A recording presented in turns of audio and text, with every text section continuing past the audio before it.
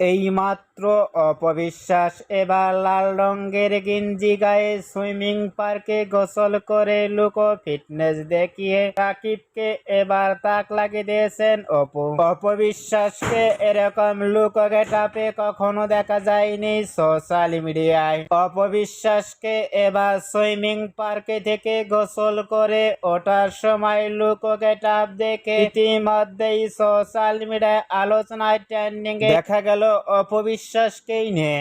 অপুকে এবার সুইমিং পার্কে থেকে গোসল করা ওঠার সময় লুক ফিটনেস দেখে ইতিমধ্যেই ভক্ত ও শুভাকাঙ্ক্ষীরাও অবাক হয়ে পড়ছেন অপবিশ্বাসের লুক গেটআপ দেখে।